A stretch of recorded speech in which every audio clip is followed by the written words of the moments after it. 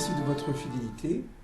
Aujourd'hui, j'aimerais commencer une série de cours sur le thème monothéisme et humanisme. Alors aujourd'hui, je vais parler du monothéisme.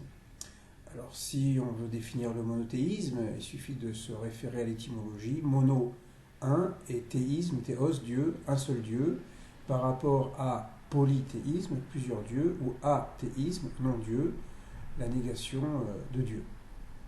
Alors on peut dire que le judaïsme est un monothéisme, c'est-à-dire il proclame l'existence d'un seul Dieu, un être, qui est le créateur des cieux et de la terre, créateur de l'humanité. Ce monothéisme n'est pas unique, on peut retrouver le monothéisme dans le christianisme et dans l'islam, et chaque tradition religieuse a sa manière de se positionner par rapport au monothéisme. Donc je parlerai du point de vue du judaïsme, de la tradition d'Israël. Cette idée qu'il existe un seul Dieu, une conception, une croyance qu'il existe un seul Dieu, est une révolution dans l'Antiquité. Si nous nous référons aux cultures religieuses du proche Moyen-Orient, dans un premier temps, nous découvrons que toutes les religions sont polythéistes, que ce soit chez les Chaldéens, les Babyloniens, les Égyptiens, les Cananéens, etc. Tous les peuples de l'Antiquité sont polythéistes, même s'il existe une hiérarchie avec un dieu supérieur et même des fois des déesses, mais il y a toujours une pluralité de divinités. On pourrait dire que la révolution d'Israël, qui est la révolution des prophètes d'Israël, je reviendrai sur cette petite nuance, eh bien, c'est de proclamer qu'il existe un seul Dieu. C'est en soi révolutionnaire. Mais il y a une autre révolution, c'est que dans la Torah, dans le Deutéronome, au chapitre 6, non seulement il est proclamé que Dieu est un, Hachem Echad, mais également Ve'afta et Adonai Elohecha, tu aimeras l'Éternel ton Dieu. C'est-à-dire que le rapport idéal entre l'homme et Dieu est un rapport d'amour. Contrairement au culte de l'Antiquité où le rapport est un rapport de crainte ou de révérence, c'est-à-dire on offre le sacrifice pour obtenir de la divinité telle ou telle bénédiction, la pluie, la santé, etc. Et donc, il y a une double révolution du prophétisme d'Israël, un seul Dieu, et le rapport idéal de ce Dieu est un rapport d'amour. Bien sûr, on va dire, mais comment aimer Dieu? Est-ce qu'on s'assoit sur une chaise et on proclame « Je t'aime mon Dieu ». Pour le judaïsme, la traduction de cet amour passe par les mitzvot, des rituels, comme l'étude de la Torah, la transmission aux enfants, ou des actes religieux particuliers, comme le fait de mettre les phylactères, les téphilines sur le bras, la tête, ou la mezouza. Là, je fais référence au premier paragraphe du schéma Israël, qui commence justement dans le Deutéronome, chapitre 6, verset 4 et suivant, que nous récitons matin et soir dans la tradition d'Israël. Donc voilà l'idée de ce monothéisme qui rompt avec les mentalités du Proche-Orient antique. Par la suite, en découvrant d'autres mondes, l'Asie, l'Amérique ou les Amériques, on découvre des peuples et également les traditions sont polythéistes, même s'il existe aussi des hiérarchies entre les différentes divinités. Alors on pourrait objecter aussi que le monothéisme est issu de l'Égypte avec la révolution d'Akhénaton. C'est vrai qu'on présente souvent ce pharaon, Akhénaton, comme un révolutionnaire qui a voulu rompre avec le polythéisme de ses prédécesseurs en proclamant le soleil comme seule divinité. La différence entre le monothéisme d'Akhénaton et le monothéisme des prophètes d'Israël, c'est que la divinité unique est un élément de la nature, un être de la nature, à savoir le soleil. Alors que dans le monothéisme d'Israël, le soleil est une créature. Il suffit de lire le premier chapitre de la Genèse ou le psaume 19, où le soleil n'est qu'un élément de la création comparé à un jeune fiancé qui quitte le dénuptial et qui fait le tour de la terre avant de revenir à la maison.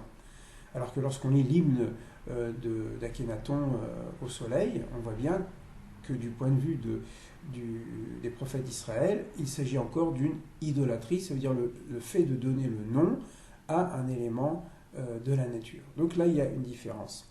Deuxièmement, il est vrai qu'il y a dû avoir un processus évolutif entre ce que les spécialistes appellent la monolatrie et le monothéisme. La monolatrie, c'est le fait de reconnaître une divinité unique supérieure, mais qui n'exclut pas d'autres divinités.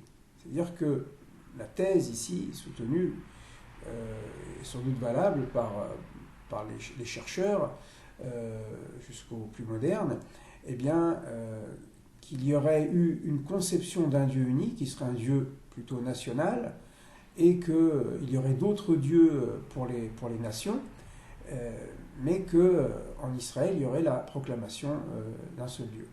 Cette monolatrie est possible et elle s'appuie sur certains versets de la Torah en disant que Dieu est plus grand que toutes les autres divinités. Mais à un moment donné, en tout cas à l'époque de l'exil de Babylone et au moment du retour de l'exil, donc au 6e ou 5e siècle avant l'ère chrétienne, il est constatable également, surtout à travers le discours d'Isaïe, et pas seulement, et des derniers prophètes, qu'on est passé de la monolatrie au monothéisme. C'est-à-dire vraiment un seul Dieu, créateur du ciel et de la terre. Les autres divinités ne sont que des mensonges, ils ont des yeux et ne voient pas, des oreilles et n'entendent pas, etc. Enfin, ça, c'est des éléments du livre des psaumes. Et on arrive donc à un monothéisme total. Alors, je disais tout à l'heure que ce monothéisme est proclamé surtout par les prophètes d'Israël. Pourquoi ? Parce que de la part du peuple d'Israël, il y a une résistance à la reconnaissance de cette divinité, puisqu'il y a toujours les séductions des divinités locales. Je prendrai pour exemple le schisme à la mort de Salomon, lorsque Jéroboam propose au royaume du Nord, le royaume d'Israël, eh bien, de revenir au culte du Baal ou au culte du veau d'or, en disant nos ancêtres ont commis un veau d'or dans le désert, bon, moi j'en fabriquerai deux du nord au sud.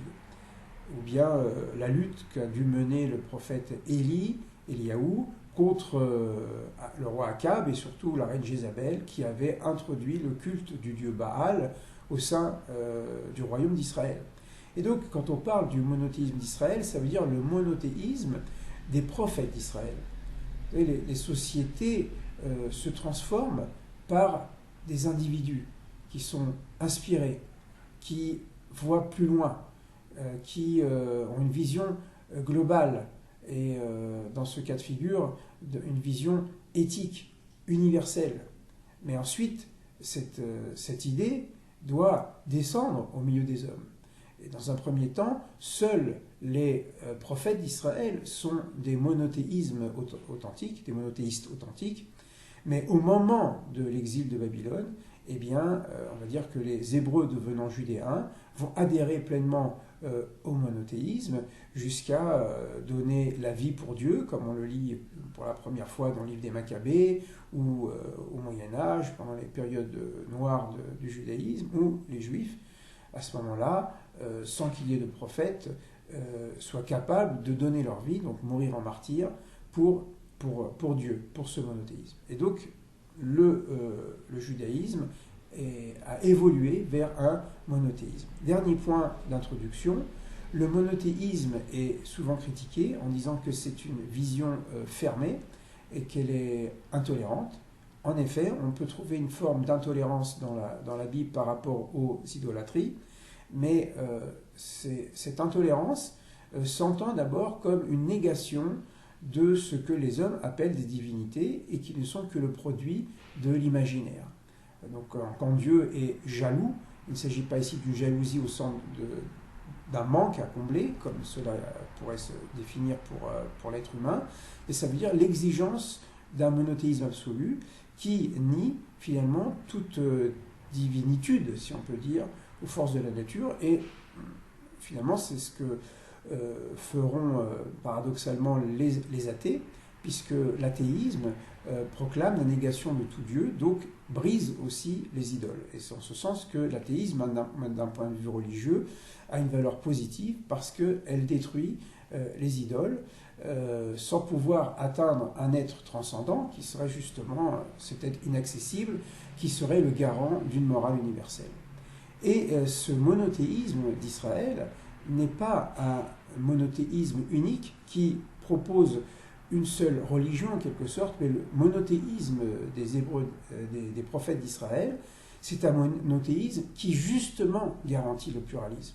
C'est parce qu'il y a un seul Dieu qui est à l'origine de tout que la pluralité des religions, des manières de servir Dieu est possible.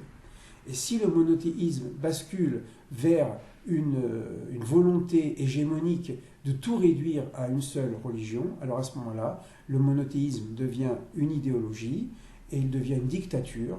Et c'est tout le contraire de l'espérance du monothéisme des prophètes d'Israël, quand il est dit qu'à la fin des temps, tous les peuples ne se convertiront pas au judaïsme, mais reconnaîtront le monothéisme, Dieu, en tant que source de vie, Père et Mère éternel, et que toutes les différences sont autant d'expressions de sa volonté, et que cette différence appelle non pas les conflits entre les différences, mais la fraternité, ce qui est bien le projet du monothéisme d'Israël.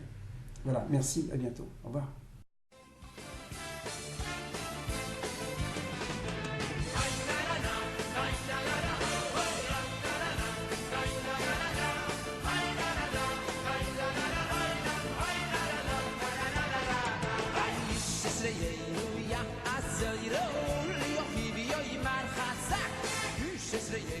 Yeah.